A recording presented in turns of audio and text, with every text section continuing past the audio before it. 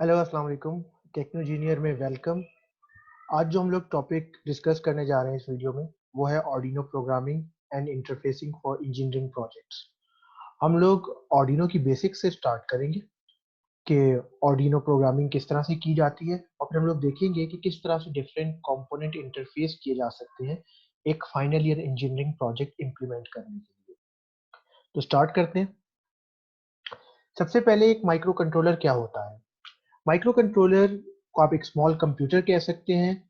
इसको single board computer कहा जाता है या अ कंप्यूटर ऑन चिप कहा जाता है। मतलब एक स्मॉल कंप्यूटर चिप के ऊपर आपको प्रोवाइड कर दिया जाता है जिसके अंदर सारे कंपोनेंट्स अटैच होते हैं। इसमें इनपुट आउटपुट लेने के लिए पिन्स भी होती हैं। इसके अंदर टेम्पररी डाटा स्टोर करने के लिए रैम भी होती है। इसके अंदर परमानेंट डाटा स्टोर करने के लिए रोम भी होती है और डिफरेंट कंपोनेंट एक सिंगल चिप पे आपको प्रोवाइड कर दी जाते हैं। तो इसीलिए इसको एक सिस्टम ऑन चिप भी कहा जाता है।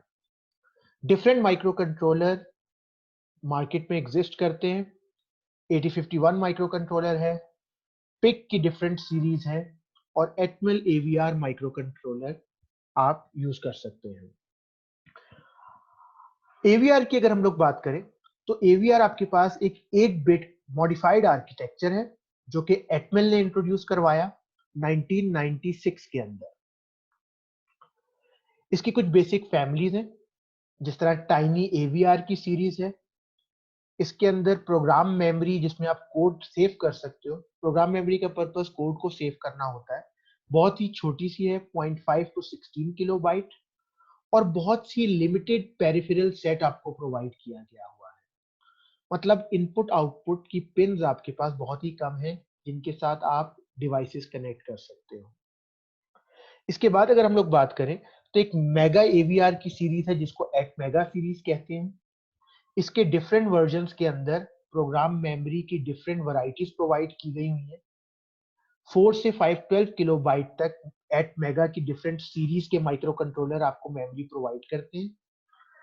इसमें आपके पास एक लार्ज प्रोग्राम को हैंडल करने के लिए एक्सटेंडेड इंस्ट्रक्शन सेट है और इसके अलावा इसमें एक्सटेंसिव पेरिफेरल सेट भी है। मतलब number of input output increase कर जाती है अगर हम लोग इसको एट टाइनी से कंपेयर करें तो। और अगर हम लोग इसके बाद एक्स मेगा सीरीज की बात करें जिसको एट एक्स मेगा भी कहते हैं तो इसके अंदर प्रोग्राम मेमोरी 384 किलोबाइट तक मिल जाती है। एक्सटेंडेड पेरिफेरल है, इनपुट आउटपुट्स आपके पास 50s में हो सकती हैं और digital to analog converter type extra features भी आपको प्रोवाइड की जाती है। हम लोग जिस माइक्रो कंट्रोलर की बात करेंगे और जो कि आर्डिनो ऊनो बोर्ड के अंदर होता है उसको एटमेगा 328 माइक्रो कंट्रोलर कहा जाता है। ये 5 वोल्ट के ऊपर ऑपरेट करता है। हम लोग नॉर्मल अडॉप्टर सप्लाई से इसको ऑपरेट कर पाएंगे। कुछ और बेसिक पैरामीटर्स भी गिवन है कि इसको इनपुट वोल्टेज किस रेंज में प्रोवाइड किया जा सकता है, मैक्सिमम डीसी करंट ये कितना देता है अगर हम लोग कोई आउटपुट डिवाइस ड्राइव करना चाहते हैं तो ये हम लोग साथ साथ देखते भी जाएंगे। जो इंपॉर्टेंट पैरामीटर्स हैं वो यहाँ पर ग्रीन में हाईलाइटेड है कि इसमें जो डिजिटल इनपुट आउटपुट पिन है वो 14 है। इन 14 डिजिटल इनपुट आउटपुट पिन से हम लोग 0 या 1 बेस कोई भी ऑपरेशन परफॉर्म कर सकते हैं। मतलब मैं एक सिंगल स्विच से इनपुट ले सकता हूँ 1 या 0 की फॉर्म में और एक सिंगल एलईडी के ऊपर 1 या 0 की फॉर्म में डाटा सेंड कर सकता हूँ। इसमें से 6 आपको पीडब्ल्यूएम की आउटपुट भी प्रोवाइड करते हैं। PWM stand for pulse width modulation. Normally PWM use की जाती है जिस वक्त हमें डीसी मोटर की स्पीड को कंट्रोल करना होता है। इसमें हम लोग विड्थ को कंट्रोल कर सकते हैं। हम पल्स की विड्थ को प्रोग्रामिंग के थ्रू कंट्रोल कर सकते हैं। इसके बाद अगर हम लोग बात करें तो एट मेगा 328 में 6 एनालॉग इनपुट की पिन है। मतलब मैं 6 इनपुट डाटा एनालॉग के अंदर ले सकता हूं। तो 6 तरह के सेंसर जो कि एनालॉग वैल्यूज दे रहे होंगे मैं इससे कनेक्ट कर सकता हूं। फॉर एग्जांपल टेम्परेचर, ह्यूमिडिटी, हमारी फिजिकल क्वांटिटी ज्यादातर जो है वो सारी एनालॉग होती है। तो हम मैं 6 तरह के एनालॉग सेंसर एट मेगा 328 के साथ कनेक्ट करवा सकता हूँ। इसके अलावा जो इसके अंदर कोड के लिए मेमोरी है जिसको प्रोग्राम मेमोरी भी कहा जाता है वो 32 किलोबाइट की है जिसमें से 0.5 किलोबाइट इसके ऑपरेटिंग सिस्टम जिसको बूट लोडर कहते हैं उसके लिए यूज की जाती है। जो रैम है इसमें 2 किलोबाइट है, इनफ है। डबल ई प्रॉम आपके पास 1 किलोबाइट है, स्पेशल मेमोरी जिसमें हम लोग अपना कोई भी डाटा सेव कर सकते हैं जो कि परमानेंट तौर पे वहां पर सेफ रहेगा। तो ये डिफरेंट फीचर है, जिसमें से जो इंपॉर्टेंट फीचर्स हैं वो कितनी इनपुट और आउटपुट पिन अवेलेबल है। तो 14 डिजिटल पिन हमारे पास है और 6 एनालॉग इनपुट हम लोग यूज कर सकते हैं। क्लॉक स्पीड 16 मेगाहर्ट्ज है। एटमेगा 328 को ऑपरेट करने के लिए जो स्पीड रिक्वायर्ड होती है, जो क्लॉक फ्रीक्वेंसी रिक्वायर्ड होती है, वो 16 मेगाहर्ट्ज होती है। तो ये जो एटमेगा 328 है, बेसिकली ये आपके पास ऑर्डिनो के डिफरेंट बोर्ड्स में यूज हो रहा होता है। ऑर्डिनो किसी माइक्रो कंट्रोलर का नाम नहीं है, ऑर्डिनो एक बोर्ड का नाम है जो कि आपको एटमिल एवीआर माइक्रो कंट्रोलर के साथ कुछ एक्स्ट्रा फीचर प्रोवाइड कर रहा होता है। इसकी बहुत सारी लाइब्रेरीज हैं ऑर्डिनोज की, आप इजीली एक कोड लिख सकते हो, आप इजीली डिवाइसेस को इसके साथ इंटरफेस कर सकते हो, और बहुत ही छोटी सी चेंजेस के साथ हम लोग अपने डिवाइसेस को एक माइक्रो कंट्रोलर के साथ कम्युनिकेट करवा सकते हैं। एक इंपॉर्टेंट फैक्टर जो ऑर्डिनो का है, इसके अंदर कनेक्टर्स आपको इस तरह से प्रोवाइड किए गए होते हैं। यहाँ पर आप देख सकते हो ब्लैक कलर के कनेक्टर शो हो रहे हैं, जिनके ऊपर आप डायरेक्टली एड ऑन मॉड्यूल जो है वो अटैच कर सकते हो। ये मॉड्यूल्स क्या होते हैं, इनको शील्ड कहा जाता है। फॉर एग्जांपल अगर हम यहाँ पर देखें तो ऑर्डिनो सबसे बॉटम के ऊपर होगा और उसके ऊपर हम लोग एक एक करके उतने ही साइज के डिफरेंट बोर्ड्स अटैच कर सकते हैं, जिनको एड ऑन मॉड्यूल्स कहा जाता है या जिनको शील्ड्स कहा जाता है। तो ऑर्डिनो बोर्ड एक माइक्रो कंट्रोलर बोर्ड का नाम है, जिसके ऊपर हम लोग एक्स्ट्रा बोर्ड अटैच कर सकते हैं। For example GSM modules connect कर देते हैं, वॉइस रिकॉग्निशन का मॉड्यूल कनेक्ट कर सकते हैं, और इसके अलावा हम लोग उससे इनपुट आउटपुट के डिफरेंट सेंसर्स भी कनेक्ट कर सकते हैं। तो हम लोग जिस माइक्रो कंट्रोलर की बात कर रहे हैं, जिस बोर्ड की बात कर रहे हैं, वो है ऑर्डिनो ऊनो बोर्ड। ऊनो का मतलब है वन, ऑर्डिनो वन। और इसके अंदर जो माइक्रो कंट्रोलर अटैच है वो है एटमेगा 328। एटमेगा 328 माइक्रो कंट्रोलर जब ऑर्डिनो पे अटैच हुआ है, तो इसमें उसकी पिन नंबरिंग भी बहुत इजी कर दी गई है। फॉर एग्जांपल आप राइट साइड पे देख सकते हो, ये एटमेगा 328 की पिन डायग्राम है। लेकिन हमें इससे इस तरह याद करने की जरूरत नहीं है, हमें ऑर्डिनो बोर्ड प्रोवाइड इस तरह से किया गया है कि हम लोग इजीली उसमें पिन नंबर्स भी यूज कर सके। फॉर एग्जांपल आप देख सकते हो, डिजिटल के लिए आपको 0 से लेके 13 तक पिन नंबर दिए हुए हैं सामने गिवन फिगर में। तो ये total 14 digital input output pin बनती है। और अगर एनालॉग देखें तो A0 से लेकर A5 तक टोटल 6 एनालॉग के सेंसर्स हम इस ऑर्डिनो बोर्ड के साथ कनेक्ट कर सकते हैं। उसके अलावा ये ऑर्डिनो बोर्ड हमें 5 वोल्ट और ग्राउंड की भी डिफरेंट ऑप्शंस प्रोवाइड करता है, जिससे हम लोग इसी बोर्ड से सप्लाई भी ले सकते हैं और ग्राउंड भी अप्लाई कर सकते हैं अपने डिफरेंट सेंसर्स को। तो अगर हम लोग ऑर्डिनो बोर्ड की बात करें, ऑर्डिनो ऊनो की बात करें, ये 14 डिजिटल इनपुट आउटपुट पिन का सपोर्ट प्रोवाइड करता है, जिसमें से 6 आपके पास पल्स विद मॉड्यूलेटेड सिग्नल भी जनरेट करवा सकते हैं। वो कौन से हैं, जिनके आगे आप ये सिंबल देख सकते हो, 3, 5, 6, 9, 10, 11। ये डिजिटल भी हैं और ये पीडब्ल्यूएम भी इस काम भी कर सकते हैं। और 6 एनालॉग की आपके पास इनपुट है, A0 से लेके A5 तक। अब अगर हम लोग ऑर्डिनो की प्रोग्रामिंग का एक शॉर्ट सा ओवरव्यू करें, तो ऑर्डिनो का प्रोग्राम दो बेसिक कंपोनेंट से मिलकर बनता है। एक को कहा जाता है void setup, C base programming है, C plus plus base programming है। तो हमें सी या C plus plus base programming में पता होगा कि हम लोग एक वॉइड मेन लिखा करते थे। यहाँ पे वॉइड मेन नहीं है, यहाँ पे एक वॉइड सेटअप का पार्ट है और एक प्रोग्राम है वॉइड लूप का। इसमें से जो सेटअप वाला पार्ट है वो सिर्फ एक दफा रन होता है जब आपका माइक्रो कंट्रोलर स्टार्ट होता है, तो या जब भी हम लोग रीसेट का बटन प्रेस करते हैं तो सिर्फ पहली दफा जो भी आपने सेटअप में लिखा होता है वो रन होता है, और उसके बाद आपका प्रोग्राम वॉइड लूप में आ जाता है और जो भी लूप में लिखा होता है उसको इनफाइनाइट रन करना शुरू कर देता है, मतलब over and over again for ever. तो ये दो बेसिक पार्ट होंगे जिनके थ्रू हम लोग अपना प्रोग्राम लिख पाएंगे। अब अगर हम लोग एक बेसिक से प्रोग्राम की बात करें, तो हमने एक वेरिएबल डिक्लेयर किया सी लैंग्वेज के अंदर इंट, उसको नाम दिया एलईडी। एलईडी का एक वेरिएबल डिक्लेयर किया इंट टाइप का, और उसको हमने 13 असाइन कर दिया। मतलब हम लोग 13 नंबर पिन पे ऑपरेशन परफॉर्म करने जा रहे हैं। इसके बाद वॉइड सेटअप में हमें जो भी पिन यूज किया उसका मोड डिफाइन करना होता है, कि हम ये डिफाइन करते हैं कि ये किस मोड में ऑपरेट करेगी, ये एक इनपुट पिन है या आउटपुट पिन है। तो यहाँ पर हमने पहले पिन का नाम लिखा जो कि एलईडी थी, हम यहाँ पे 13 डायरेक्टली भी लिख सकते थे, और फिर कॉमा के बाद इसकी डायरेक्शन बताई कि ये आउटपुट के तौर पे यूज होगी। अब ये सिर्फ एक दफा रन होगा आपके प्रोग्राम के अंदर, और सबसे पहली दफा रन होने के बाद ये आपकी पिन की डायरेक्शन डिफाइन कर देगा कि ये एक आउटपुट के तौर पे पिन यूज की जाएगी। इसके बाद आपका प्रोग्राम लूप के अंदर पहुंचेगा। लूप में देख सकते हैं आपको कुछ बेसिक सी कमांड दी गई है। अगर हम लोग डिजिटल पिन पे राइट करना चाहते हैं तो उसके लिए डिजिटल राइट की कमांड दी गई है। सिंटेक्स कुछ इस तरह से है, हम लिखते हैं डिजिटल राइट, फिर उसके बाद पिन का नाम लिखते हैं या नंबर लिखते हैं, हमने लिखा 13 या एलईडी, और फिर उसके अंदर हमने वैल्यू क्या भेजनी है, हमने उसको हाई करना है या लो।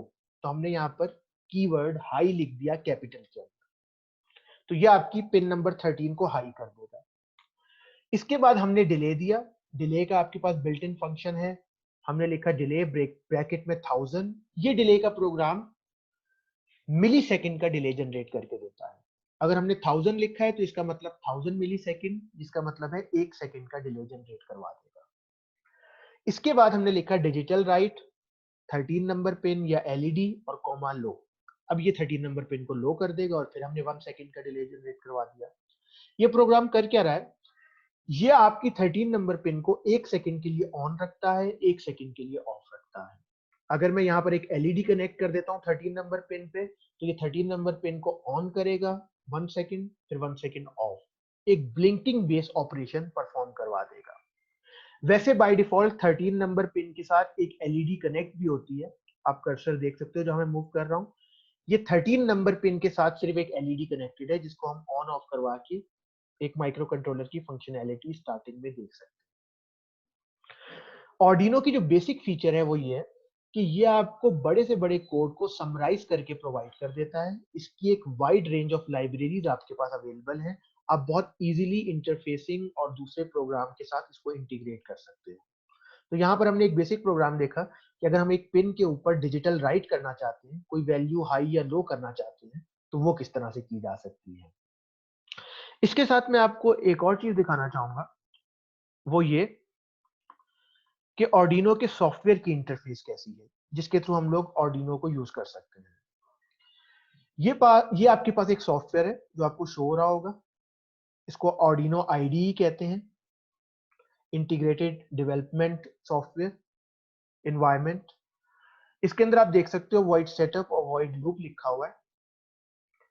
ऑर्डिनो का एक और जो मेन बेनिफिट है वो ये है कि हमें किसी लेबोरेटरी का वेट करने की जरूरत नहीं है, हमें किसी स्पेशल डिवाइस की वेट करने की जरूरत नहीं है, जिनको बर्नर राइटर कहा जाता है।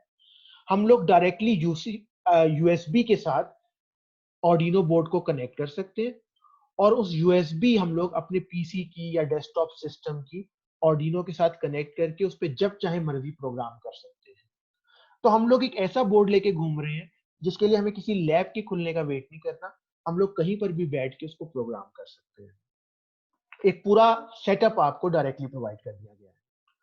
तो मैं आपको सॉफ्टवेयर एक शॉर्ट सा ओवरव्यू देता हूँ, आप इसमें देख सकते हो। अगर मैं फाइल पे क्लिक करूँ, मैं यहाँ पर भी डायरेक्टली कोड लिख सकता हूँ। अगर मैं फाइल में क्लिक करूँ तो यहाँ पे एग्जाम्पल्स कुछ दी हुई है, बहुत सारी एग्जाम्पल्स हैं। इन एग्जाम्पल्स में से मैं बेसिक पे चला जाता हूँ और ब्लिंक पे क्लिक करता हूँ। तो यहाँ पर आप देख सकते हो ब्लिंक का उसी तरह का प्रोग्राम आ गया जो मैंने लिखा हुआ था। यहाँ पर इन्होंने एलईडी बिल्ट इन यूज की हुई है, और कहीं पे डिफाइन भी नहीं है, क्योंकि बिल्ट इन पिन एक ही है, जैसे मैंने आपको पहले बताया 13 नंबर पिन। तो 13 नंबर पिन को आउटपुट डिक्लेयर किया, मैं यहाँ पे 13 डायरेक्टली भी लिख सकता था। उसके बाद डिजिटल राइट करना है 13 को, उस पर हाई सेंड करना है, 1 सेकेंड का डिले, फिर 13 सेंड करना है और उसको लो करवा देना है, फिर 1 सेकेंड का डिले। ये प्रोग्राम इनफाइनाइट चलता रहेगा। अब प्रोग्राम एक दफा मैंने लिख लिया, अगर मैं इसको चेक करना चाहता हूँ इसमें कोई एरर है या नहीं, तो यहाँ पर ये आप एरो का निशान देख सकते हो, टिक का निशान, और लिखा हुआ भी आ रहा है कि वेरीफाई। मैं इस पर क्लिक करता हूँ, कंपाइलिंग स्केच शुरू हुआ। पूरा प्रोग्राम रन होने के बाद अगर इसमें कोई एरर नहीं होगा तो ये डन कंपाइलिंग शो करवा देगा। इसका मतलब आपका प्रोग्राम रन हो चुका हुआ है। इसके बाद मैं अगर अपलोड पे क्लिक कर देता हूं तो मेरे यूएसबी से कनेक्टेड ऑर्डिनो बोर्ड के ऊपर ये प्रोग्राम अपलोड कर दिया जाएगा। फिलहाल मैंने हार्डवेयर कनेक्ट नहीं किया हुआ, जो आगे वीडियोस आएंगी उसके अंदर आपको हार्डवेयर भी कनेक्ट करके शो करवा दूंगा। वैसे फिलहाल एक शॉर्ट आइडिया के लिए मैं टूल्स पे क्लिक कर सकता हूँ, बोर्ड सेलेक्ट कर सकता हूँ ऑर्डिनो का, जो कि यहाँ पे उनो सेलेक्ट किया, और यहाँ पर पोर्ट विजिबल हो रही होगी यूएसबी से कनेक्ट करने के बाद। मैं वो पोर्ट सेलेक्ट करूंगा और उसके बाद मैं अगर अपलोड को क्लिक करता हूँ तो आपका कोड इजीली इसके अंदर अपलोड हो जाएगा। एक और चीज जो मैं इस टूल के मेन्यू में आपको दिखाना चाहता हूँ वो है सीरियल मॉनिटर, जो अभी ओपन नहीं हो रही है कॉम पोर्ट की वजह से। जब आप इस पे क्लिक करते हो तो एक डिस्प्ले ओपन हो जाता है जिसपे आप कुछ वैल्यूज चेक कर सकते हो। वो वैल्यूज क्या होती हैं अभी देखते हैं। अब हम लोग वापस चलते हैं स्लाइड की तरफ। तो ये हमारे पास डिजिटल राइट का प्रोग्राम था। अब मैं डिजिटल राइट को यूज कहाँ पे कर सकता हूँ? अगर मैं डीसी मोटर की बात करूं तो डीसी मोटर क्या होती है? ये एक 2 टर्मिनल बेस्ड आपके पास डिवाइस होती है। इसमें एक टर्मिनल पे अगर मैं पॉजिटिव अप्लाई कर दूंगा और एक पे नेगेटिव अप्लाई कर दूंगा, 2 वायर्स होती हैं इसमें। एक पे अगर पॉजिटिव अप्लाई कर दिया जाए, एक पे नेगेटिव अप्लाई कर दिया जाए, तो ये एक डायरेक्शन में मूव करना शुरू कर देगा। फॉर एग्जांपल क्लॉकवाइज यहाँ पर शो हो रहा है। और अगर मैं इसके टर्मिनल चेंज कर देता हूँ तो ये एंटी क्लॉकवाइज मतलब दूसरी डायरेक्शन में रोटेट होना शुरू हो जाएगा। तो अगर मैं चाहता हूँ कि मैं एक ऐसा प्रोग्राम लिखूं जिसमें मैं सिर्फ एक डायरेक्शन में कंट्रोल करना चाहता हूँ, मैंने उसके लिए एक पिन नंबर 9 यूज कर ली। मैंने वेरिएबल डिक्लेयर किया मॉट के नाम से, उसको डिफाइन कर दिया कि 9 नंबर पिन को यूज करेगा। क्योंकि हम लोग इसमें आउटपुट बेस ऑपरेशन परफॉर्म करना चाहते हैं तो हम लोगों ने यहाँ पर पिन मोड में मॉट को आउटपुट डिक्लेयर कर दिया। अब यहाँ पर आप मोटर की फिगर देख सकते हो। मोटर के एक टर्मिनल को हम लोगों ने ग्राउंड कर दिया हुआ है, जो कि ग्रीन वाला टर्मिनल है। माइक्रो कंट्रोलर से ही ग्राउंड अप्लाई कर दिया है। और दूसरा वाले टर्मिनल को हम लोगों ने 5 वोल्ट अप्लाई कर देते तो ये कंटिन्यूस चलता रहता। अभी हमने पिन नंबर 9 के साथ कनेक्ट कर दिया हुआ है। हम चाहते ये हैं कि एक टर्मिनल पे ग्राउंड अप्लाई है, जब भी हम लोग 9 से इस पे वोल्टेज अप्लाई करें मोटर चलना शुरू हो जाए। हम डीसी मोटर डायरेक्टली ऑर्डिनो के साथ कनेक्ट नहीं कर सकते। ये एक बहुत ही छोटी टॉय मोटर की एग्जांपल है। हम देखेंगे जिस वक्त बड़ी मोटर हमें कनेक्ट करनी होती है तो उस केस में हमें कुछ इंटरफेसिंग सर्किट साथ में इंट्रोड्यूस करवाना पड़ता है। फिलहाल के लिए ये एक छोटी टॉय मोटर है। इसका एक टर्मिनल हमने ग्राउंड कर दिया, एक पिन नंबर 9 से कनेक्ट कर दिया। अब अगर मैं प्रोग्राम लिखता हूँ वही पिछला वाला, मैंने एक दफा डिजिटल राइट लिख के पिन नंबर 9 को हाई कर दिया, फिर 1 सेकंड का डिले, और फिर उसको लो कर दिया 1 सेकंड का डिले। ये प्रोग्राम आपकी इस मोटर को 1 सेकंड के लिए रन करेगा, फिर स्टॉप कर देगा, फिर रन करेगा, फिर स्टॉप कर देगा। अगर मैं चाहता हूं कि मैं मोटर को दोनों डायरेक्शन में कंट्रोल करूं तो इसके लिए मुझे मोटर की दूसरे टर्मिनल को फिक्स नहीं रखना पड़ेगा, मुझे उसको एक पिन से रिप्लेस कर देना होगा। फॉर एग्जांपल यहाँ पर आप देख सकते हो हमने दो टर्मिनल प्रोग्राम में डिफाइन किए, मॉड 1 मॉड 2 के नाम से। एक को पिन नंबर 5 से कनेक्ट कर दिया, एक को 6 से कनेक्ट कर दिया। हमने दोनों की डायरेक्शन डिफाइन की सेटअप के अंदर, जो सिर्फ पहली दफा डिफाइन की जाती है और ये प्रोग्राम सिर्फ एक दफा रन होता है। मॉड 1 को भी आउटपुट डिक्लेयर कर दिया, मॉड 2 को भी आउटपुट डिक्लेयर कर दिया। इसके बाद हमने मॉड 1 को हाई किया, मॉड 2 को लो किया और 1 सेकंड का डिले दे दिया। तो मोटर के एक टर्मिनल पे हाई आ रहा है, एक पे लो आ रहा है। आपकी मोटर एक डायरेक्शन में रोटेट होना शुरू हो जाएगी। और अगर मैं चाहता हूं इसकी डायरेक्शन रिवर्स कर दी जाए तो मैं जो हाई था उसको लो कर दूंगा और जो लो था उसको हाई कर दूंगा। तो ये आपके पास डायरेक्शन को रिवर्स कर देगा। तो ये 1 सेकंड मोटर को क्लॉकवाइज मूव कर रहा है और 1 सेकंड मोटर को एंटी क्लॉकवाइज मूव कर रहा है। अगर मैं दोनों टर्मिनल्स को हाई कर देता हूं या दोनों टर्मिनल्स को लो कर देता हूं तो आपकी मोटर रन नहीं करेगी। मोटर पे डिफरेंट पोलैरिटी चाहिए होती है उसको रन करने के लिए। इसके बाद अगर मैं डिजिटल रीड की बात करूं, फॉर एग्जांपल मेरी किसी पिन ने कोई स्विच का स्टेटस नोट करना है कि स्विच पे 1 आ रहा है कि 0 आ रहा है, कोई वैल्यू आ रही है कि नहीं आ रही, तो उसके लिए उसी तरह से हम प्रोग्राम लिखेंगे। हमने एक नाम दिया अपनी मर्जी से, पुश बटन फॉर एग्जांपल। उसको 2 के इक्वल किया। हमने वॉइड सेटअप में पुश बटन की डायरेक्शन डिफाइन की कि अब हम लोग इसको इनपुट के तौर पे यूज करेंगे, तो pin mod push button input. और अब हम लोग डिजिटल रीड से पुश बटन की वैल्यू को रीड कर सकते हैं। तो हमने यहाँ लिखा डिजिटल रीड, यहाँ पर हम लोग पिन नंबर डायरेक्टली भी लिख सकते थे। हमने पुश बटन लिखा जिसका मतलब है 2, पिन नंबर 2 पे जो भी आ रहा है उसको लाकर एक बटन स्टेट के वेरिएबल में सेव कर दो। हमने बटन स्टेट का एक वेरिएबल यहाँ पर इंट का डिक्लेयर कर दिया। तो ये एक सिंपल सा प्रोग्राम है। ये पिन नंबर 2 पे आने वाले किसी भी सिग्नल को सेंस कर सकता है कि उसकी वैल्यू 1 है या 0 है, उसको लेके बटन स्टेट में सेव कर देगा, जिस पे हम आगे कंडीशंस लगा के इसको अपने प्रोग्राम में यूज कर सकते हैं। अब अगर हम लोग देखें रीड राइट का ऑपरेशन, तो यहाँ पर देखो इस प्रोग्राम के अंदर कि हम लोग रीड राइट को कॉम्बिनेशन में कैसे यूज कर सकते हैं। हमने एक प्रोग्राम लिखा जिसके अंदर पुश बटन हमने कनेक्ट कर दिया पिन नंबर 2 से, एलईडी कनेक्ट कर दी हमने पिन नंबर 13 से। सेटअप के अंदर हमने दोनों की डायरेक्शन डिफाइन की कि पुश बटन एक इनपुट होगा, एलईडी एक आउटपुट होगी। हमने प्रोग्राम में वही बटन स्टेट का वेरिएबल डिक्लेयर किया और डिजिटल रीड की कमांड से पुश बटन पे जो भी वैल्यू आ रही है उसको हमने सेव करवा लिया बटन स्टेट के अंदर। तो अगर डिजिटल रीड 0 को रीड कर रहा होगा तो वो बटन स्टेट में आ जाएगा, अगर 1 को रीड कर रहा होगा तो 1 की वैल्यू बटन स्टेट के अंदर सेव हो जाएगी। इसके बाद हम कंडीशन लगा देते हैं कि if button state is equal to high, बिल्कुल सी की तरह से। तो अगर बटन स्टेट की वैल्यू हाई है तो आप एलईडी को हाई कर दो डिजिटल राइट के थ्रू। हम इसके बाद एल्स लगा सकते थे कि डिजिटल राइट कर दो एलईडी को लो। तो ये प्रोग्राम क्या कर रहा है, ये आपके पिन नंबर 2 से स्विच की वैल्यू को ले रहा है। अगर वो हाई है तो पिन नंबर 13 पे कनेक्टेड एलईडी को ऑन कर रहा है, और अगर वो लो है तो पिन नंबर 13 पे कनेक्टेड एलईडी को लो कर रहा है। डायरेक्टली पुश बटन की वैल्यू एलईडी के ऊपर डिस्प्ले करवा रहा है। तो बेसिक सा प्रोग्राम था जिसमें हमने देखा कि डिजिटल रीड और डिजिटल राइट को कंबाइन कैसे किया जा सकता है। अब अगर हम लोग बात करें एनालॉग रीड की, क्योंकि हमारी जितनी फिजिकल क्वांटिटी है, अगर मुझे टेम्परेचर मेजर करना है, अगर मुझे ह्यूमिडिटी मेजर करना है, मुझे जो भी वैल्यूज मेजर करनी है, उसके लिए मैं एनालॉग की पिन जो है वो यूज करूंगा। तो ऑर्डिनो ऊनो में सिर्फ एनालॉग रीड का ऑप्शन है, एनालॉग राइट का ऑप्शन नहीं है। तो हम लोग देखते हैं एनालॉग रीड का ऑपरेशन यहाँ पर कैसे ऑपरेट करता है।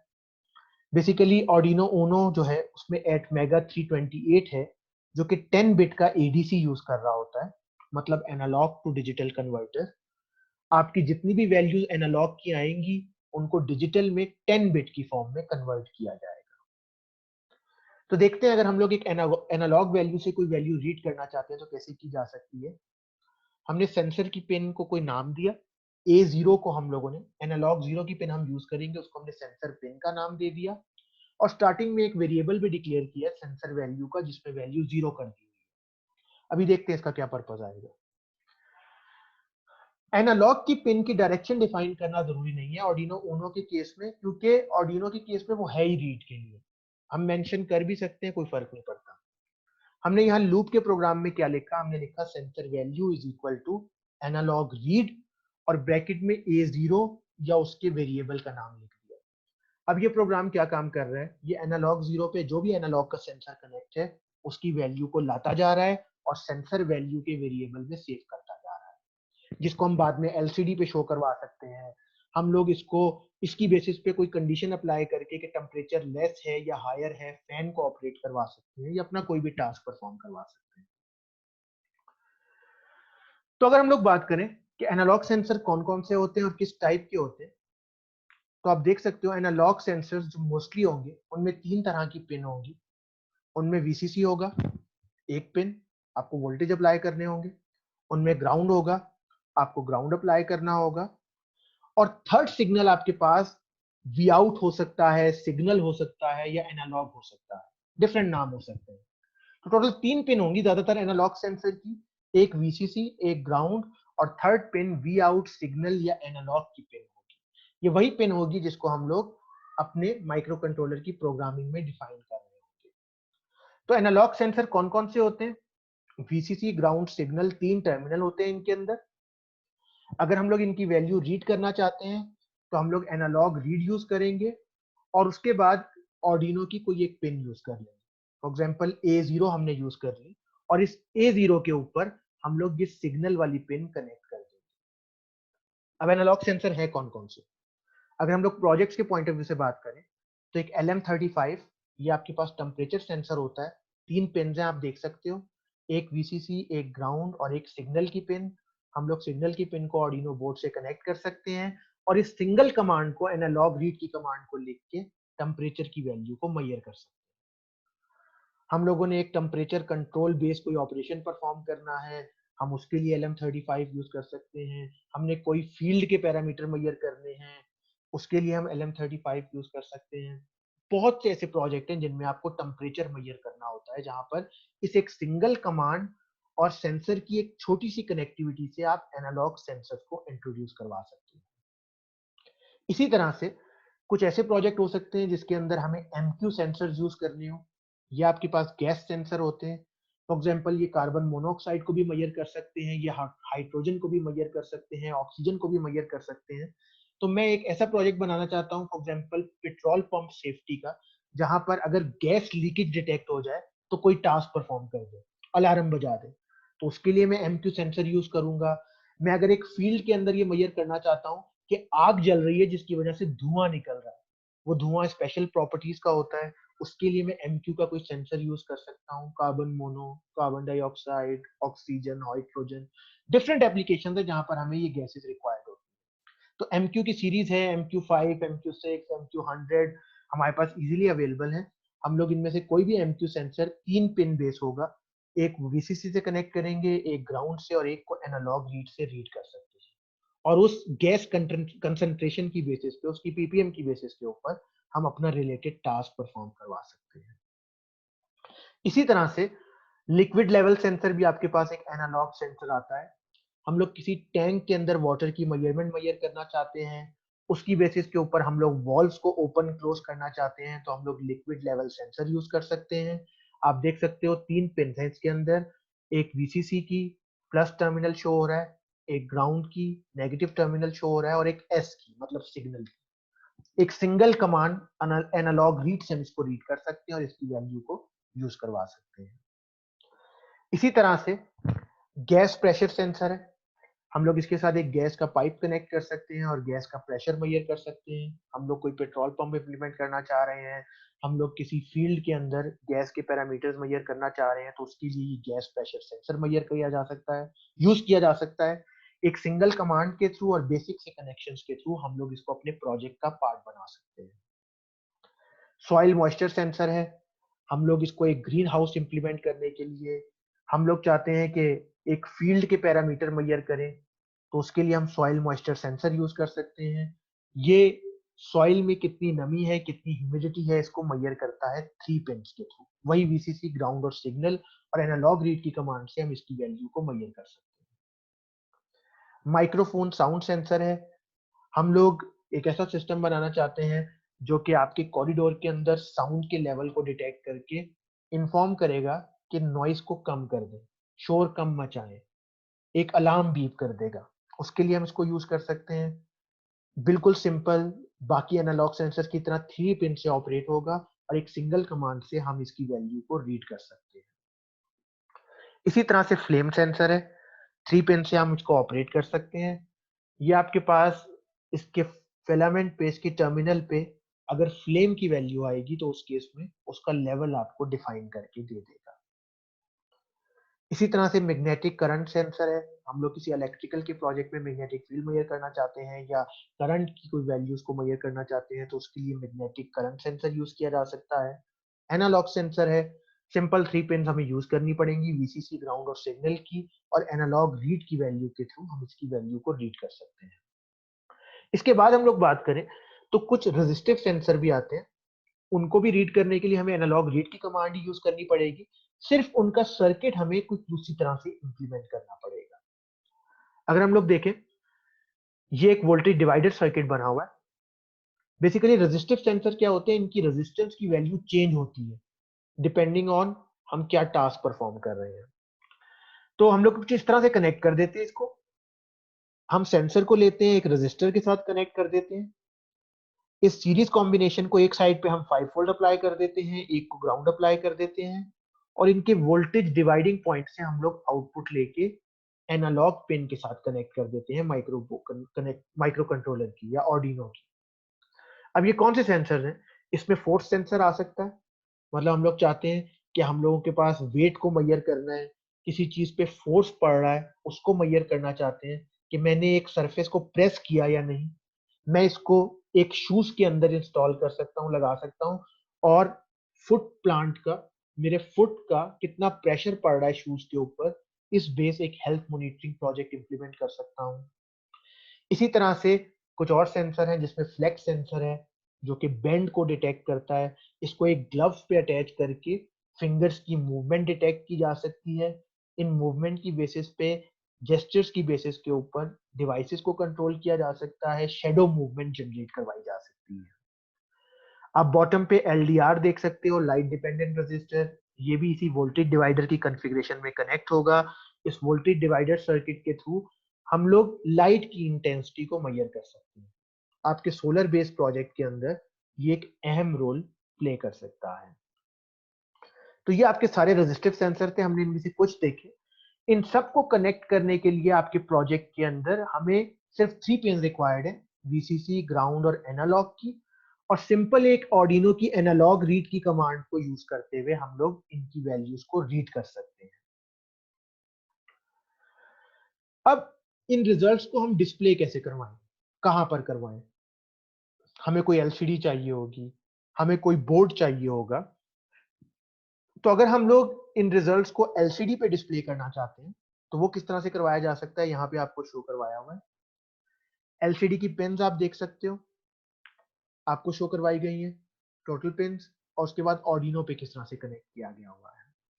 अगर हम लोग एलसीडी को एक नॉर्मल बोर्ड 8051 पे एक एवीआर के साथ डायरेक्टली कनेक्ट करना चाहें तो हमें इससे ज्यादा कनेक्शन यूज करने पड़ेंगे। ऑर्डिनो हमें ये फैसिलिटी प्रोवाइड कर रहा है, एक बहुत इजी सी लाइब्रेरी प्रोवाइड कर रहा है जिसके थ्रू हम लोग 4 डाटा पिन्स के थ्रू इसको ऑपरेट कर सकते हैं। तो एलसीडी की डाटा शीट के हिसाब से इसकी कुछ पिन होती हैं। हमें इस पे वीसीसी अप्लाई करना होता है, हमें इस पे ग्राउंड अप्लाई करना होता है। आप देख सकते हो रेड पिन वीसीसी को शो कर रही है। हमें ग्राउंड अप्लाई करना होता है फर्स्ट टर्मिनल पे, वो भी हम ऑर्डिनो से डायरेक्टली अप्लाई कर सकते हैं। थर्ड पिन पे हम लोग एक वेरिएबल वोल्टेज अप्लाई करते हैं जिसके लिए हमने पोटेंशियोमीटर कनेक्ट किया हुआ है। इससे हम लोग एलसीडी की इंटेंसिटी को कंट्रोल कर सकते हैं, हम लोग किस तरह डिस्प्ले उसको करवाना चाहते हैं। उसके बाद कुछ पिन है जिसमें आरएस की पिन है, रजिस्टर सिलेक्शन की, रीड राइट की पिन है, अनेबल की पिन है। हम लोग सामने फिगर में देख सकते हैं, हमने इन पिन्स को कनेक्ट कर दिया 10 से 11 से 12 से। रीड राइट क्योंकि हमने सिर्फ एलसीडी के ऊपर डेटा राइट करना है, कुछ रीड नहीं करना, तो उस पिन को हम ग्राउंड भी कर सकते हैं। तो ये हम देख सकते हैं ब्लैक पिन से कनेक्ट करके हमने उसको ग्राउंड किया हुआ है। डेटा की पिन D0 से स्टार्ट होकर D7 तक होती है। हमने पहली 4 नहीं यूज की, D4, D5, D6, D7 को हमने ऑर्डिनो के पिन नंबर 5432 से कनेक्ट किया।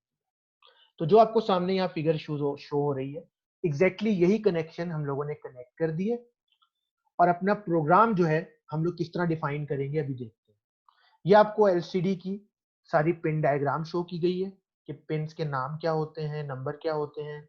सबसे पहली पिन आपके पास पावर ग्राउंड की होती है, फिर वोल्टेज की, फिर आपकी इंटेंसिटी कंट्रोल करने की, फिर आरएस, फिर रीड राइट जिसको नॉर्मली ग्राउंड कर दिया जाता है, फिर अनेबल, और फिर डाटा की पिन्स। उसके अलावा एलसीडी के अंदर एक एलईडी भी होती है जो कि लाइट को ऑन कर देती है, जिस एक एलईडी की बैकग्राउंड लाइट। तो उस बैकग्राउंड लाइट के लिए अगर हम पिन नंबर 15 पे 5 वोल्ट और 16 पे ग्राउंड अप्लाई कर दें तो एलसीडी आपको ऑन नजर आएगी, उसके अंदर का बल्ब आपको ऑन नजर आएगा, उसके अंदर की लाइट आपको ऑन नजर आएगी। तो अगर हम देखें एलसीडी का प्रोग्राम क्या होगा, किसी और दूसरे माइक्रो कंट्रोलर में ये बहुत कॉम्प्लिकेटेड हो सकता है, लेकिन ऑर्डिनो के केस में ये बहुत ही सिंपल है। हमें एक लाइब्रेरी ऐड करनी पड़ती है, लिक्विड क्रिस्टल डॉट एच की, हैश इंक्लूड से हमने ऐड की। उसके बाद हमने एक एलसीडी का वेरिएबल डिक्लेयर किया, लिक्विड क्रिस्टल, कीवर्ड है एज इट इज आएगा। उसके बाद हमने अपनी मर्जी से एक एलसीडी का कीवर्ड डिफाइन किया, उसके अंदर पिन नंबर डिफाइन की, कि RS से कौन सी कनेक्टेड है रजिस्टर सिलेक्शन वाली पिन से, अनेबल से कौन सी कनेक्टेड है 11 नंबर पिन, और फिर डेटा पिन किस ऑर्डर के अंदर कनेक्टेड है। ये हमें उसी ऑर्डर में कनेक्ट करनी पड़ेंगी जिस ऑर्डर के अंदर हमने पीछे उसके कनेक्शन किए थे, कुछ इस तरह से। RS की पिन हमने किसके साथ कनेक्ट किया ऑर्डिनो पे, अनेबल की पिन किसके साथ कनेक्ट की है, और D4, 5, 6, 7 किसके साथ कनेक्ट किया है। इसके बाद कुछ बेसिक कमांडें जो हमें जरूर लिखनी होती है। हमें लिखना होगा lcd.begin 16,2। इसका मतलब जो हम LCD यूज कर रहे हैं उसमें 2 लाइंस हैं और हर लाइन में 16 करेक्टर्स शो किए जा सकते हैं। तो 16 इंटू 2 टोटल 32 करेक्टर इस पे डिस्प्ले हो सकते हैं, लेकिन पर लाइन 16 करेक्टर होंगे। तो आपको LCD के प्रोग्राम में सबसे पहले lcd.begin से स्टार्ट करना होता है और उसकी स्पेसिफिकेशन डिफाइन करनी होती है कि उसमें लाइंस कितनी हैं और उसमें कितने करेक्टर डिस्प्ले किए जा सकते हैं पर लाइन। उसके बाद LCD पे कोई गार्बेज ना हो तो आप उसको क्लियर कर देते हो, तो lcd.clear और फिर ब्रैकेट्स लिख के सेमीकोलन। ऑर्डिनो की वजह से ये एक सिंगल सी कमांड है lcd.clear। अगर हम लोग कोई और माइक्रो कंट्रोलर यूज कर रहे होते तो ये बंच ऑफ लाइन का कोड होता, 4 से 5 लाइन का कोड होता जो हमें क्लियर करने के लिए यूज करना पड़ता। इसके बाद हमने कर्सर सेट किया, क्योंकि 2 लाइंस हैं, हमने लिखा lcd.setCursor, लाइन नंबर और पोजीशन नंबर। हमने 0,0 लिखा, जिसका मतलब है फर्स्ट लाइन के अंदर ये लाइन लिखी हुई शो करवा दे, जो कि आपके पास बनती है FIRST स्पेस LINE और एक सिंबल। टोटल 5 + 6 7 8 9 10 11, ये 11 लाइंस आपके पास पहली लाइन के ऊपर शो करवा देगा। इसके बाद अगर मैं दूसरी लाइन पे कुछ शो करवाना चाहता हूं तो मैंने 0 लिख के (1) लिखा।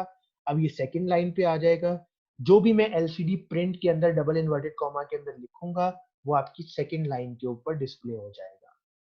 अगर मैं चाहता हूं कि सेकंड लाइन के ऊपर 0 पोजीशन से स्टार्ट ना हो, थोड़ा आगे करके स्टार्ट हो, तो मैं यहाँ पर पोजीशन चेंज भी कर सकता हूँ। तो ये आपके पास एक बेसिक सा प्रोग्राम है जो कि हमारे पास रन करेगा और आपके पास LCD की वैल्यूज LCD के ऊपर आपके मैसेजेस या आपकी कलेक्टेड वैल्यूज जो है वो शो करवा देगा। तो इसके बाद हमारा नेक्स्ट सेक्शन मोटर्स के ऊपर है कि अगर हम लोग अपने फाइनल ईयर प्रोजेक्ट्स में, अपने इंजीनियरिंग प्रोजेक्ट्स में मोटर्स यूज करना चाहते हैं तो वो कितने टाइप्स की हैं और उनको किस तरह से एक ऑर्डिनो बोर्ड के साथ यूज किया जा सकता है। तो हम इसको नेक्स्ट पार्ट के अंदर डिस्कस करेंगे। आज के लिए इतना ही। Thank you for your attention. दोबारा इस चैनल पे आते रहिएगा। खुदा हाफिज।